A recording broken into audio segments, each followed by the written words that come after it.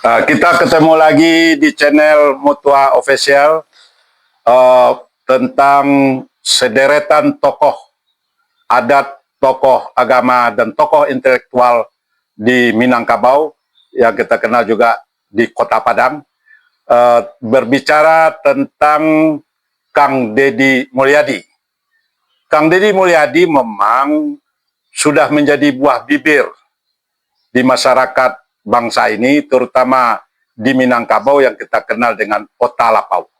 Hari ini saya ketemu, Alhamdulillah, Dr. Hari Effendi Iskandar. Ya Bang. Beliau ini saya bersyukur dari channel Mutua Official bisa bertemu dengan tokoh pengamat politik. Banyak orang kenal sama beliau lewat TV Padang karena dia adalah dosen di Universitas Andalas, pengamat politik. Tentu hari ini kita meminta kepada beliau tentang fenomenal Kang Deddy Mulyadi. Ya, saya kira tak bisa kita bantah bahwa Deddy Mulyadi, Gubernur Jawa Barat atau yang disingkat dengan KDM gitu ya, menjadi fenomena baru dalam landscape politik kita hari ini. Walaupun banyak juga yang meragukan ya, sehingga terjadi pro kontra gitu ya. Ada kelompok yang memberikan simpatik dan dukungan yang positif, dan ada juga sebagian yang masih meragukan.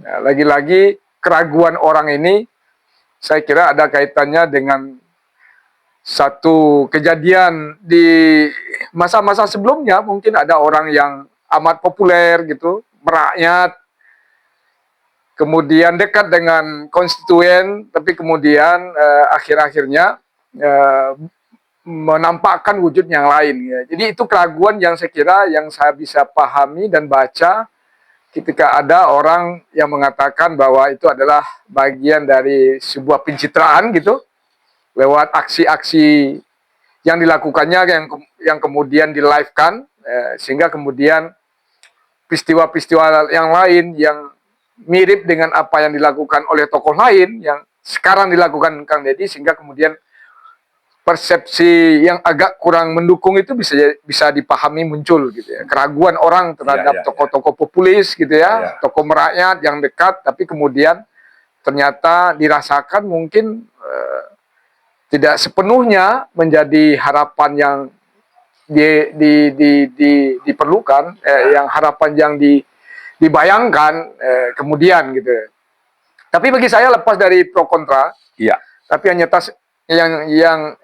yang terjadi adalah KDM memang sosok yang sangat viral sebagai sosok kepala daerah gitu di Indonesia, dan bahkan saya lihat fenomena Kang Deddy ini menjadi virus yang kemudian mempengaruhi cara berpikir dan cara bertindak sebagian kepala daerah di Indonesia, baik di level gubernur maupun bupati gitu. Sudah virus terjangkit kuat virus ini. Iya, menjangkiti ya cara-cara KDM yang saya kira lepas dari ada yang pro ya, terutama di kalangan intelektual kritis gitu terhadap traumatik tanda petik ya terhadap citra sosok pejabat yang mungkin dulu pernah juga seperti dia, tapi kemudian mengecewakan banyak pihak gitu. Tapi bagi saya Bang, saya memang tidak bisa menangkal bahwa proses Kang Deddy membuat, menchannelkan, men-live-kan setiap aktivitas dia sebagai pejabat politik ya, terhadap apa yang dilakukan, terhadap apa inovasi yang dilakukan, terobosan macam-macam yang menimbulkan riuh gendah proses penata kelolaan pemerintahan. Tapi satu hal yang saya kira yang menarik kita simak dari soal Kang Deddy ini adalah saya memahami kenapa kemudian dia bisa begitu, karena memang dia seorang politisi yang mulai dari bawah saya kira.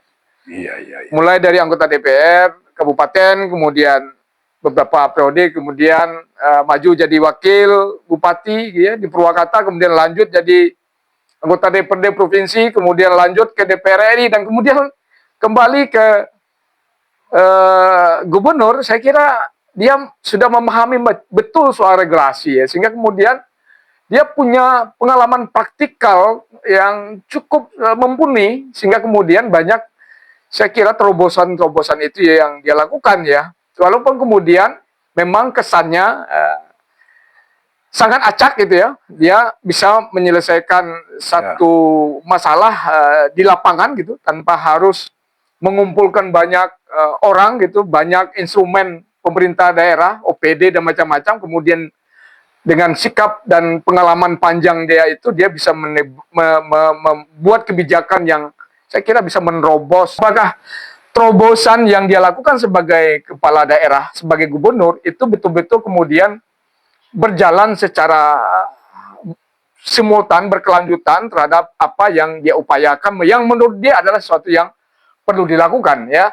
Ini tentu kita harus uji ya, sejauh mana kemudian terobosan yang sifatnya saya kira memang taktis itu di lapangan kemudian berimplikasi, berdampak positif terhadap tata kelola pemerintahan di provinsi. Karena saya kira memang di provinsi itu kan sifatnya lebih koordinasi ya, bukan satu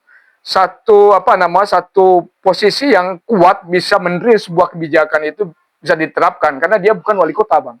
Dia bukan bupati, tapi dia adalah gubernur dan saya kira memimpin struktur birokrasi yang terbesar mungkin ya yang ada di Indonesia, karena di Jawa Barat saya kira dengan jumlah penduduk terbanyak ya, juga jumlah struktur pemerintahan kota kabupaten yang sangat banyak dan beragam.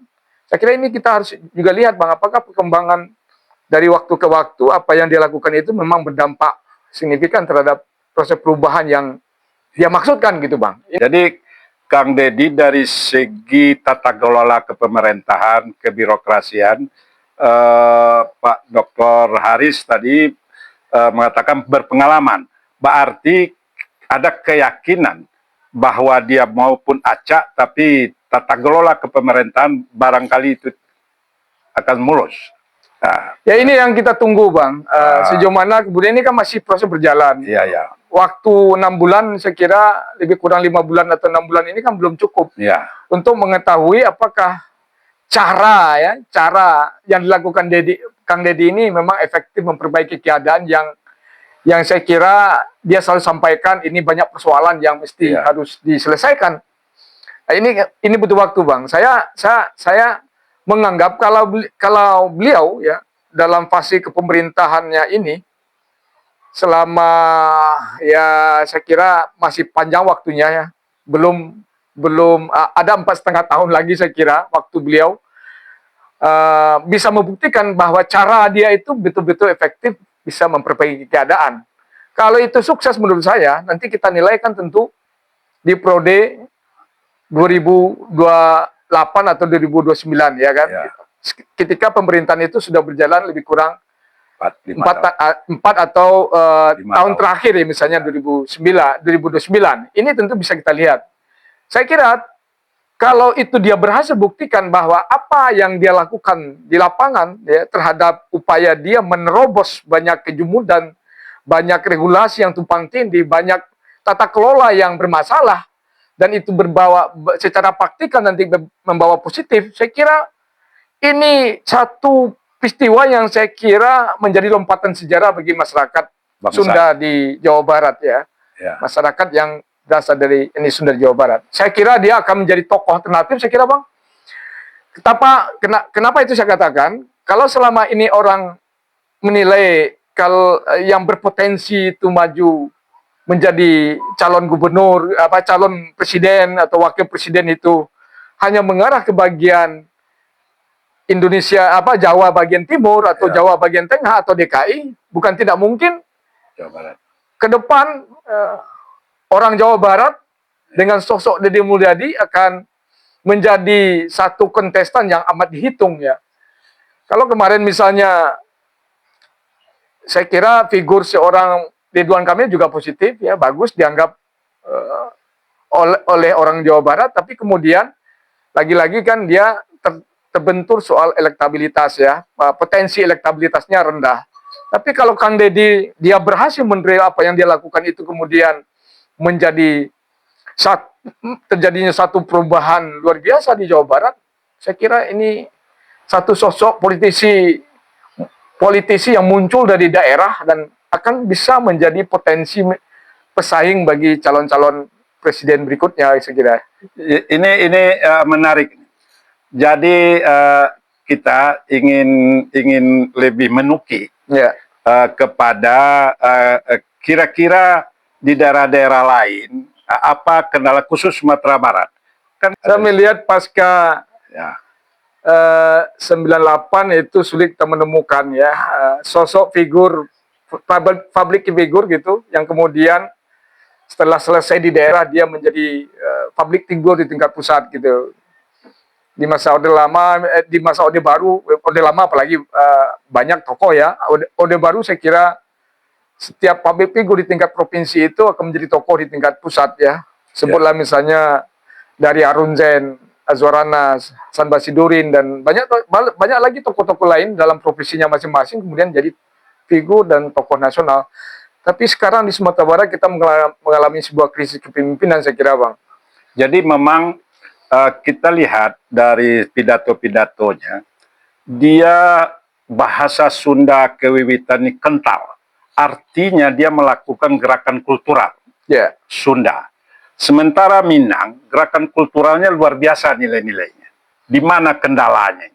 Ya, saya kira itu yang menjadi catatan saya juga terhadap terhadap beberapa figur pemimpin mutakhir yang saya kira tidak punya keberpihakan yang kuat terhadap mengangkat budaya lokal, termasuk dalam soal berbahasa misalnya contoh sederhana. Ya. Orang pemimpin awak justru kadang-kadang saya lihat dalam forum-forum regional, nasional dan internasional kadang-kadang ya tidak lagi membanggakan bahasa lokal. Ini contoh sederhana ya. Ya. Bentuk kebanggaan terhadap budaya lokal itu adalah penggunaan bahasa-bahasa lokal. Itu yang dilakukan oleh KDM ya.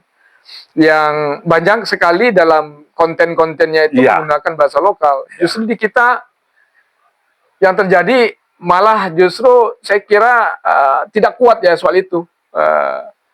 Kita lama-lama saya merasa kalau tidak ada keberpihakan pemerintah daerah, pemimpin daerah terhadap bahasa lokal, contoh satu kasus dalam konteks isu kebudayaan, itu lama-lama kita bahasa kita ini sudah akan mengalami kepunahan. Ya, apalagi Minangkabau kan punya keragaman bahasa juga, bahasa Minang Pariaman, bahasa Minang Payakumbuh dan macam-macam itu kan banyak sekali. Jadi ini bagian yang saya kira menjadi catatan bagi pemerintah daerah kita sekarang, Bang, tentang bagaimana kebanggaan membudayakan menguatkan budaya lokal kita gitu.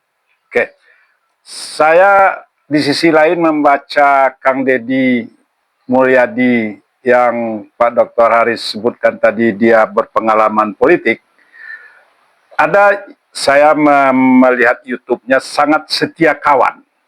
Nah, kesetiakawanan ini itulah yang dia wujudkan dalam pemilihan Bupati Purwakarta. Dia mengatakan ini kesetiakawanan saya bukan soal ketidaksetujuan calon di pihak lain. Rupanya dia sehidup senasib di waktu dia mahasiswa. Saya kira dia punya spirit juang, saya kira ya, termasuk juga spirit juang itu bisa terbentuk dengan baik ketika dia merasakan tantangan hidup yang berat, sehingga kemudian yang dibangun adalah persaudaraan, ya, sikap persaudaraan dimanapun dia, cara dia meraih apa yang dia mimpikan, tentu yang paling dalam sejarah hidupnya saya baca, ya, saya tangkap gitu, atau saya prediksi, tentu dia akan membangun persaudaraan antar sesama, termasuk dengan perkawanan di politik, perkawanan di organisasi Islam, misalnya kemahasiswaan, itu menjadi karakter yang saya kira memang perlu dibangun, Bang. Jadi tidak bicara soal politik itu bicara kepentingan, tapi persaudaraan juga bagian yang patut kita kuatkan. Siapapun itu menurut saya, Bang. Jadi orang yang bisa begitu, tentu dia punya kemampuan, punya intelektual yang bagus, punya integritas. Selama mahasiswa itu dia ada tempa, sehingga dia berjalan mulus step demi step. Ya, walaupun lagi-lagi saya katakan, Bang, KDM memang butuh pengujian, ya, butuh penilaian yang saya kira prosesnya masih tetap berlangsung. Kita lihat perkembangannya sampai periode akhir seperti apa memang terobosan yang dilakukan. Misalnya ketika dia mengambil kebijakan bahwa anak bermasalah itu dikirim ke Barak, tentu orang lagi-lagi menunggu setelah anak-anak yang dikirim ke Barak itu follow up-nya seperti apa. Ini contoh-contoh yang saya kira yang dia lakukan yang mesti kita cermati berikutnya. Jadi mari dengan sabar kita melihat apa semua yang dilakukan oleh Kang Deddy itu memang kemudian berdampak bagi kehidupan masyarakat di Jawa Barat. Jikalau itu terjadi dan masyarakat merasakan efek positif dari energi positif yang dia lakukan, saya kira bukan tidak mungkin dia akan menjadi the next seorang calon presiden ya bisa jadi atau wakil presiden yang sangat amat diperhitungkan dalam sejarah masyarakat Sunda khususnya ya tentu dalam pencapaian posisi tertinggi dalam Republik ini saya kira Bang.